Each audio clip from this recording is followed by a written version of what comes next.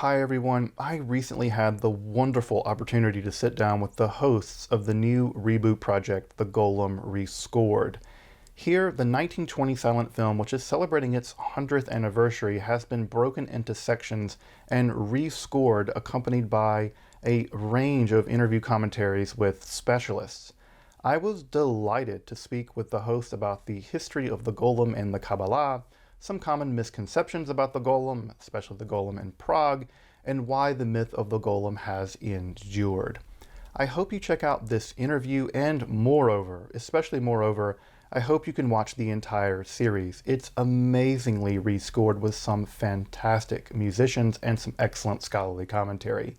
You can find the first episode in the card above, and links to the series in the description below. The myth of the golem is a fascinating aspect of Kabbalah reaching back centuries, all the way back to antiquity, and this reimagining is a fantastic refreshing of the lore. I hope you can check out the series, and thanks for watching the interview. Dr. Justin Sledge, thanks so much for joining us today. We're really excited to talk to you about your work and the ideas around the golem. Thanks for being with us. Yeah, absolutely. Thank you. Thank you both for having me on. I really look forward to these conversations. Well, Dr. Sledge, let's begin by talking a little bit about the golem as an idea. If you were to sit down next to someone who really didn't have any idea about what a golem was, how would you begin to introduce the idea of the golem to someone? I think I would tell them that the golem is something like an artificially created person. So it's the same way that you might create a human being, the same way that God created the first human beings in the Garden of Eden. Now, that has a lot of dangers associated with it as well, and the golem always has sort of mystical, magical, and dangerous aspects that come along with it. So, but simply put, it's an artificially created human being, although in many of the golem legends, especially some of the earlier golem legends, it could also be artificially created other creatures. So we have in the Babylonian Talmud a story of two rabbis creating an artificial calf and actually eating it. So you can have golem human beings, but you can also have golem animals, which is, again, I think an interesting extension of the story that not many people have ever heard of. And how has the golem evolved into the present day? And how has the story of the golem evolved? Yeah, it's a very complicated question, and scholars have spent a lot of ink on this. So the earliest strata is probably in the ancient Near East, the idea that you could animate statues. There's a very, very ancient idea, for instance, both in ancient Egypt, but also in other places as well in the ancient Near East, where you could summon down gods and you can animate statues. If you've ever gone to an Egyptian museum, you'll see the little statues, the Upshapti statues, which are sort of your helpers in the afterlife. Their name in Egyptian literally means the answerers. They're the ones that answer to you. So you could animate these in the afterlife and they would serve you. So fast forward things a bit into the rabbinical period, and what you have are two distinct ideas. One idea is that God spoke the world into being, that speech was a divine act and that the world was created through speech. Secondly, you have the idea that human beings are created from clay, or at least the first person, Adam, was made from clay, Adama, made from dust. And there's an idea that emerges in the Babylonian Talmud. This text is redacted sometime in the 5th or 6th century of the Common Era. There's debate about when exactly this was debate about when this story was first written, and there's debate about when the Talmud was redacted.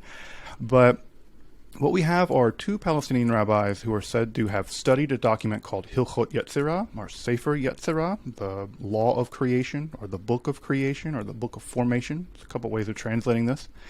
And they did this, and they created, as I mentioned a second ago, a third-born calf, or a third-grown calf. And also one of them created a human being. And he sent that human being to another one of his rabbi buddies. And the created human being, the golem, although it's never called a golem there, couldn't speak. And he knew that it was magically created or somehow created through some other kinds of means.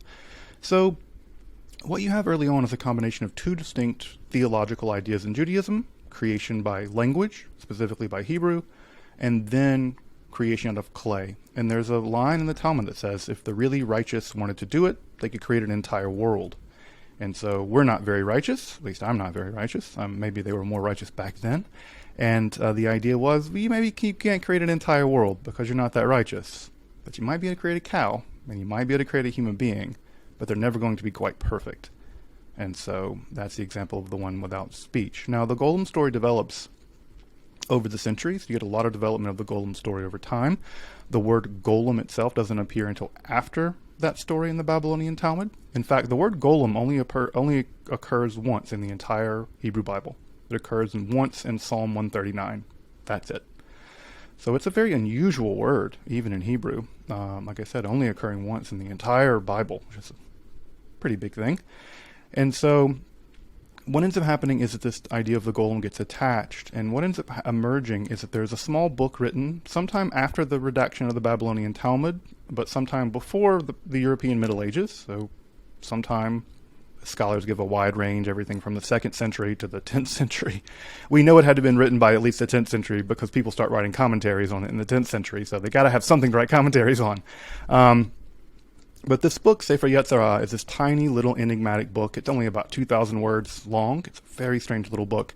And it's in the commentaries on this book beginning in around the 13th century where we have the first instructions on how to make a golem.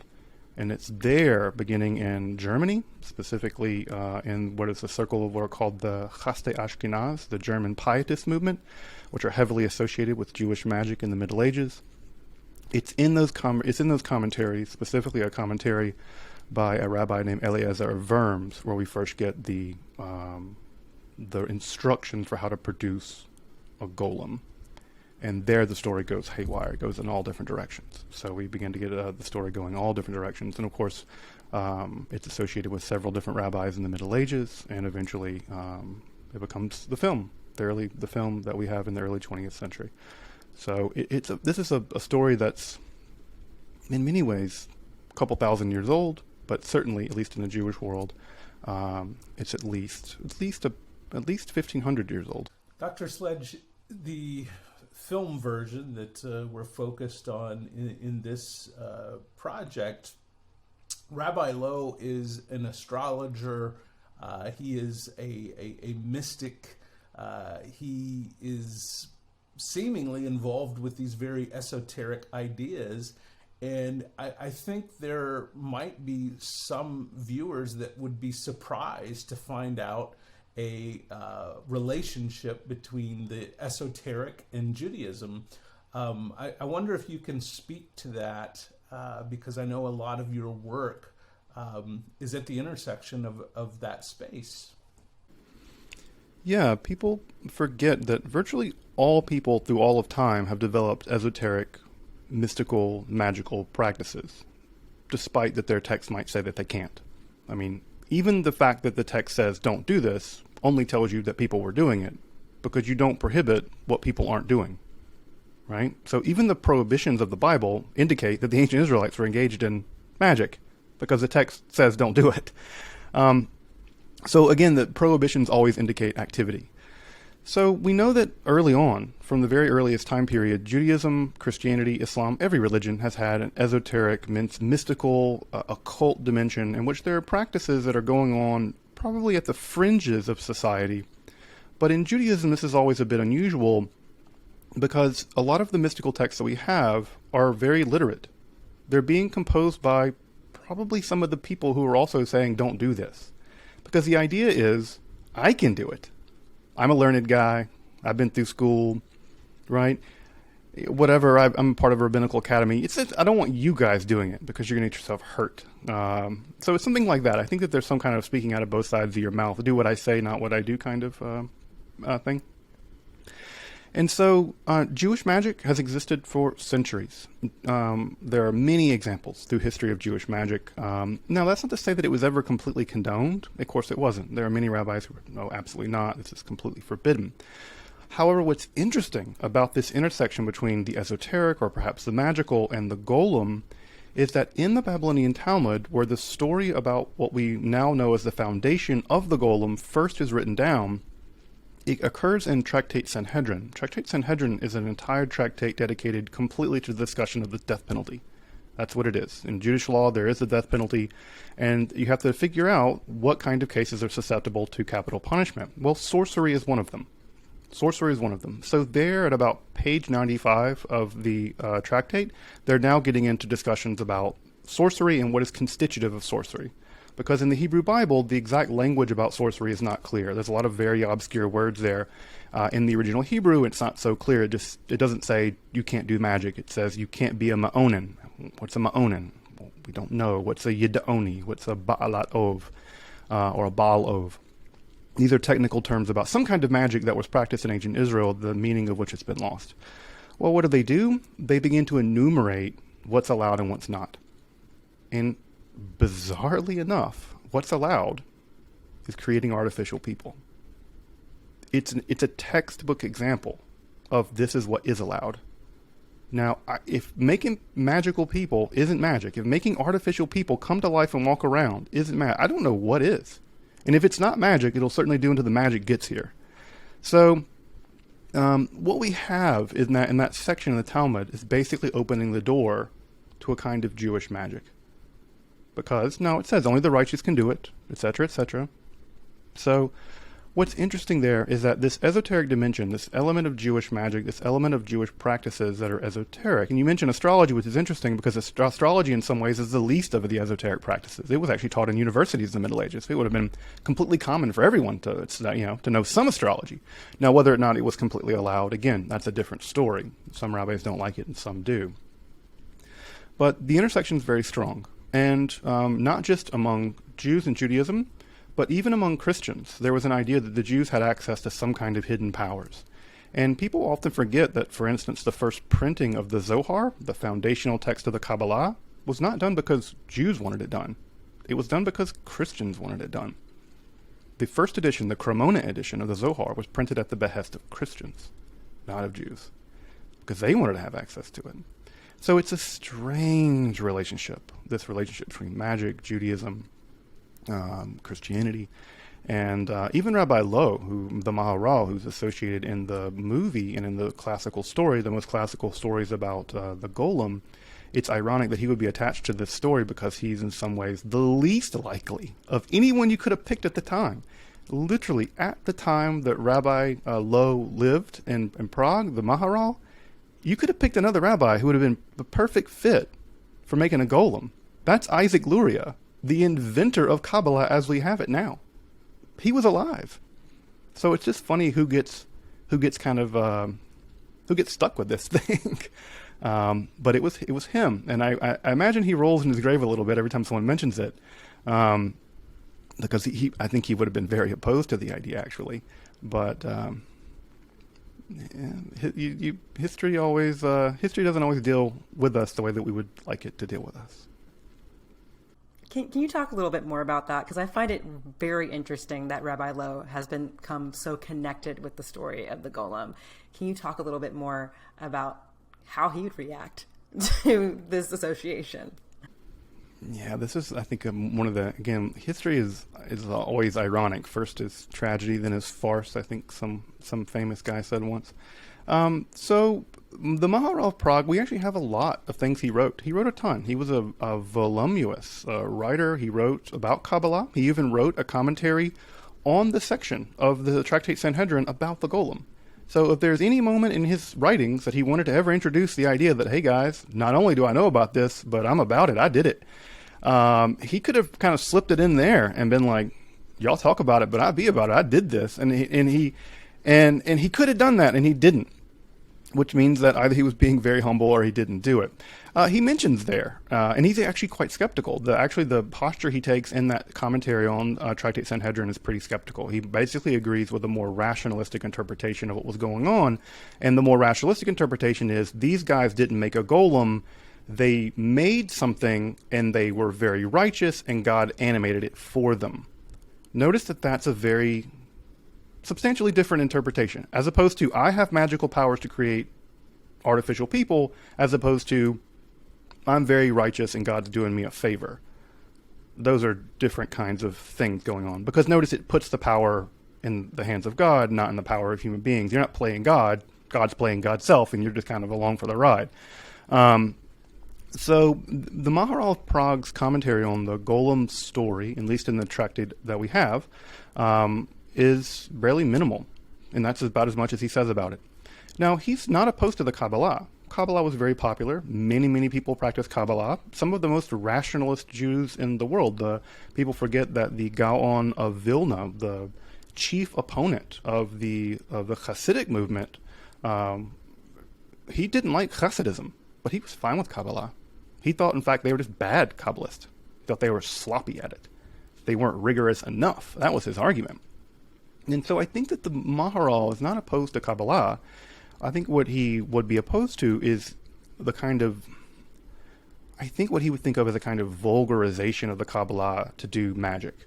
I think he would have been skeptical of that, and I don't think he would have engaged in that. But I think he was perfectly comfortable with Kabbalah as such.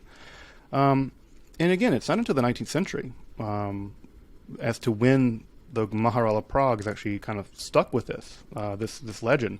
And of course, that's a huge other ball of wax about exactly how that developed beginning in the 19th century.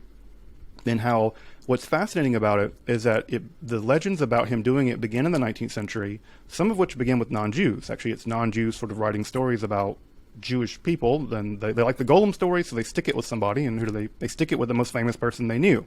It's like pick a Jew out of a hat, and you're going to get the Maharal of Prague in the 15th century or whatever, 17th century. So if you can, he's the most famous one. So he's so he's going to get stuck with it. So what's also funny about the Golem story in this regard is the vicissitudes of this story, where it's become a very classic story both in the secular Jewish world. It's become a huge part of secular Jewish storytelling. The Golem story, as we have it in the film, is the end result of that process. And not even in the result of that process. If you've ever seen the X-Files episode, where on the X-Files episode, there's a Golem episode, and that's downstream of the secular version, although it occurs in the Haredi community there in New York. But even in the Orthodox world, there's an entire strain of the Orthodox world that also accepts that the Maharal of Prague made a golem. Even though the story itself did not, it sort of began in sort of the quasi-Orthodox world. And so what's fascinating, and again, not to pick on the Orthodox world, but it's fascinating watching them kind of accept the idea that there's been a golem story and then refill in enough of it to make it make sense. You kind of back-splaining it to make it make sense. And I think what's at the center of all this is a guy, the Maharal of Prague, who would have thought to himself, like, these people, why are they putting this on me? And I think he would have found it to be, amusing, but I think he would have not been terribly happy that of all the things that he was known for. And if you ever see his complete works, it's a really enormous output. I think he would think to myself, I wrote a lot of other stuff, folks. Like, I wrote a bunch of stuff that I really wrote. Can you read a book I wrote and not retell the Prague legend? Now, don't tell the people in Prague that, because there's a pretty hefty part of their economy of that city is based around the Golem. And I hear if you're one of the people out there ringing a bell, being like, "Hey, they just made all this stuff up," I heard that the welcoming wagon might throw you out of a window. So be careful. There's a long tradition to that in Prague. So be careful what myth you bust, because you might bust the wrong myth, and you might upset some of the people whose livelihood is based on that legend, and out the window you go. As you've so wonderfully articulated, the Golem is clearly a Jewish story that even many who are not Jewish have really resonated with, and the popularity of this story throughout history, as well as the popularity of the film, tells us that there's something perhaps archetypal going on here that just speaks to humanity on a large level.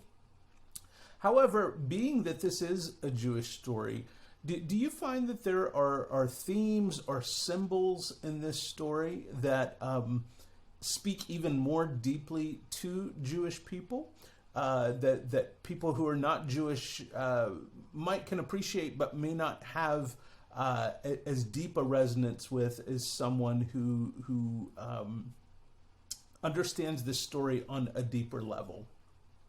So I think it cuts in two directions. I think that the reason why the story remains so powerful in the non-Jewish world is because of the danger of playing God. There's something about that anxiety that I think we still have, basically, that people who do engage in, for instance, in genetic manipulation, the anxiety is always, hey, you're playing God, you're crossing the line, you're using technology inappropriately. You may change something about nature that we can't control. And I think that's a pretty pervasive fear that everybody has, whether it's the atomic bomb coming off at Trinity or the worry that we could genetically manipulate ourselves into some kind of dangerous situation. Playing God has always been an anxiety people have had in the modern world. I think that's a very different thing that attracts people to the story of the Golem legend from the Jewish angle. And from the Jewish angle, it's a story about trauma and a story about fear, where in a moment of fear and in a moment of existential threat that anti-Semites or Nazis or a pogrom or whatever, Jews faced sort of constant threat that the Crusaders might just come through and it might just be the end of your community. And you couldn't defend yourself because Jews weren't allowed to own swords. They weren't allowed to wear armor. They weren't allowed to organize themselves into militias. They weren't allowed to ride horses. So the idea that you could defend yourself completely was an impossibility at many levels. People forget that the ghetto was built just as much to protect Jews as it was to encage them, because the local people in these cities that had these Jewish ghettos, they needed the Jews because the Jews were able to lend money at interest. But they also knew that no one likes a debt collector.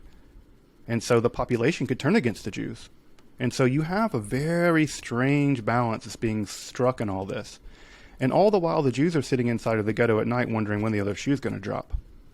And in that moment of constant fear and anxiety, there's nothing you want more than a defender, than an avenger, than a supernatural being that cannot be stopped, that will not stop, and will defend you, and defend your people.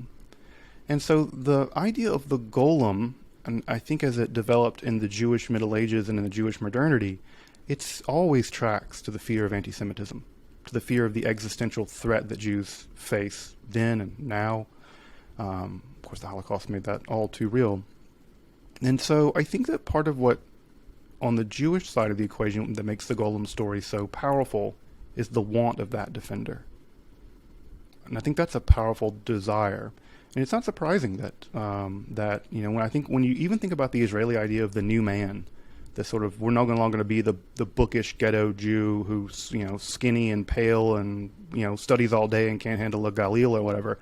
The idea that we're going to make a new man, and that new man will be tan and buff and, like you see all the Israeli propaganda. I think that's a golem.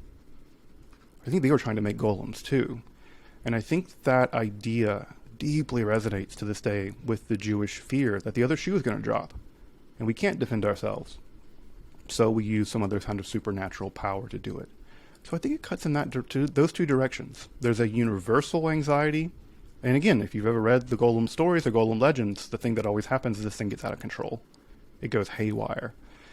So it does both of those. I think that's why the story is so powerful, is it speaks from that place of trauma, and also at the same time, it has this underlying anxiety that be careful what you create, because the thing you create can uncreate you, because it has all your flaws, all your failures, and if you build a being from rage and fear, you shouldn't be unsurprised that it only brings terror in the end. So I think that that's what's powerful about it. And you see this all the way, for instance, into the Frankenstein story, Mary Shelley's story, which is basically a golem story. And, of course, that created, the worst protagonist in all of human history, Victor Frankenstein, who's just a despicable human being. It's like a person who creates all kinds of havoc and takes zero responsibility for it. And I think he's really if you really think about who's the villain of that story, it's him, not that monster. The monster's a victim as much as anyone else is. But I think that's the worry, is it's that role reversal. When you create the golem, right, who's the villain there? The golem who goes on the rampage right? Or is it you, the creator, that built this thing irresponsibly and can't stop it or won't stop it? So I think that when I think about why the story has this kind of perennial interest, I think that's part of why I think that it maintains that interest. And also I think part of the reason why we don't like to tell the story, because it's an incredibly indicting story about us. It's an indicting story about human hubris, about the dangers of technology, about racism, about xenophobia. Because you can't tell a golem story without there being basically a victimized community. And I think that if you retell it in America, who would be building the golem? I can imagine, it'd be other minority communities. And the idea is that no one wants to make a movie in which you're the bad guy, right? And the bad guys are not it's the golem, right? Because the golem's a symptom of a societal problem about bigotry, anti-Semitism specifically. And so the question, right, is who are living in the ghettos of North America? Who are living in the ghettos of other places in the world? And why are they building golems at all? And who are they building them against? And it turns out you might be on the side of that. You might look in that mirror and think, oh yeah, the golem's being built because I'm hurting people. And that's a killer story to have to tell, because everyone gets indicted. And I think that's why it's so compelling and it's so difficult to tell. 100%. I think it's when I think about the story of the golem, and we always say the golem monster, it makes you realize that the person creating the golem can be interpreted as the monster. I think it's really interesting. Can you talk a little bit about personhood and the golem and the agency of this creature that's been created? Yeah, this is, I think, a really fascinating thing. And I think this is also part of what makes horror so effective, is that horror works in the in-between. Because human beings like things to be resolved, clearly. We don't like things that are in between. It gives us anxiety when something's not resolved. If you've ever heard the music, someone like Arthur Schoenberg, it's basically an hour and a half long symphony of things getting unresolved. It's this anxiety for an hour and a half, which is perfect for the 20th century, but man, it ruins your night. You have to have a bottle of wine after a Schoenberg symphony. The golem's in between, right? Even in the Talmud story, it's alive. It moves. It moves under its own agency. And that's the classic definition of Aristotle. A living thing is that which moves under its own agency. So it seems to be living. And yet, one of the things that it seems to lack is this divine thing that we associate with God in Judaism, and that's speech. That it can't talk. It's missing something decisive. And I know that on the one hand, there's an ableist read of that, and I really want to name that as a read that I don't want to go down. But I think that there's something about it that it's always, on the one hand, it's animated and it's alive and it can do and act just like we do. But on the other hand, its will has been compromised by its creator. Because again, I think as I said a minute ago, golems are never born out of positive experiences. You don't make a golem on a random Tuesday to play baccarat with, right? You're not playing croquet with your golem. You're creating it because you've just got hurt, because you've been traumatized, because your group is threatened. So the golem is a creature born out of the most horrifying emotions and experiences that one can imagine. It's a creature born out of trauma. And so the problem with the golem is that on the one hand, it's free. It's a creature. It can go about and do what it wants. But its will has been so compromised by its creator that it wreaks havoc. And I think that when I imagine the golem as being an entity that it's free in every way, but the most important way, it's free to do everything but say no. And and again, all the stories of the golem on the rampage, one imagines that the golem is terrified of what it is. It doesn't want to exist like that either. And so again, everyone's a victim. You have the people being victimized, right? The community that builds the golem. The creator of the golem ultimately creates this terrifying monster. The golem has to commit these sins that it can't control not committing. And of course, the whole reason why this entire drama is playing itself out is bigotry. That someone else is victimizing that community. And of course, the golem victimizes those people. And again, when the golem attacks people, it doesn't attack, the Nazis in the black shirts and the brown shirts. It just attacks indiscriminately. And I think that that idea that the system is just a massive, it's a being of trauma born out of trauma, inflicting trauma. And I think that there's a powerful lesson in the idea that from that black hole, everything collapses back into it and nothing gets out. And it's, again, if you want to talk about a story, a horror story, that's it. That's it. Last question for you, Dr. Sledge. You work in this space between what is seen and what is unseen, and what we know and what is unknown. And in that space, what are your thoughts of what the golem has to say to us right now in this moment that we're in today? I think two things come to mind most immediately. The first is that the relationship, the golem is a technology. It's a magical technology. We forget of we don't think of magic as a technology, but it is a kind of technology. Maybe even a pre-technology, but a technology. The problem with technology, the eternal problem with technology, is that we're always smarter than we are good. We can always create faster than we think. We can always make faster than we can take responsibility for. And one of the central lessons of the golem, I think, is that when you wield a technology inappropriately, when you develop a technology inappropriately, when you develop a weapon that you can't control and that has no ethical boundaries on it, that maybe you even design it not to have those boundaries at all, you reap what you sow. And I imagine the terror. I have I have a big interest in alchemy, and one of the things I have on my alchemy shelf is I have a little bit of trinitite. Trinitite is the new substance that existed for the first time on Earth when the atomic bomb at Trinity exploded in the sands of the desert. And it fused that sand into glass, radioactive glass, which still emits a tiny amount of alpha and alpha waves. I look at that piece of trinitite that I have right there on my shelf, and I think, this is where can does not imply should. This is where ethics was put in the backseat of politics, and when ethics was put on the backseat of what's capable of us ripping nature apart to flatten cities. The lesson of the golem is that can does not imply should. That trauma is a terrible place for building a technology. And that when you combine those two things, trauma born out of fear and anxiety, and technology born out of rage and existential threat, that technology will tear everything apart. And we must always think to ourselves that can does not imply should. And when we develop a technology, whether it's a magical technology like the golem, or whether it's the ability to tear an atom apart to release its fury, we must always ask ourselves, who's the monster? And it's not the bomb. It's not the bomb, and it's not the golem. It's us. So, man, this is famously Nietzsche, right? When you go hunting monsters, make sure you don't become one. And so when I look at the golem, I don't see a monster. I see a tragedy. And the golem's life is a tragedy. And the people that he's going to hurt is going to be a tragedy. The people who've been hurt people. And the golem is the nexus of that.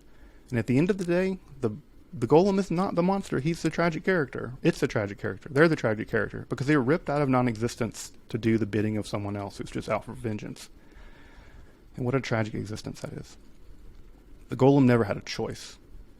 The people making them had a choice. The anti-Semites had a choice. The victims, even in their victimhood, had a choice. The golem didn't. That's awful. Just awful. So, I think that the golem speaks to us radically now as much as the golem ever has. And retelling that story in the age of hyper-technological development, in the age of runaway technology without any ethical concern. If that lesson should have been imparted to us in the 6th century, the 15th century, the 19th century, by God, we need to learn it now. Because I think if we don't learn it now, we won't be able to tell it again. It'll be a prophecy too late. So the golem, I think, is that. The golem is always a prophecy, and I think we should heed it well. Dr. Sledge, thanks so much for being with us today and for these insights. Absolutely. Thank you both for having me on, and I love talking about this stuff, so thank you for having me.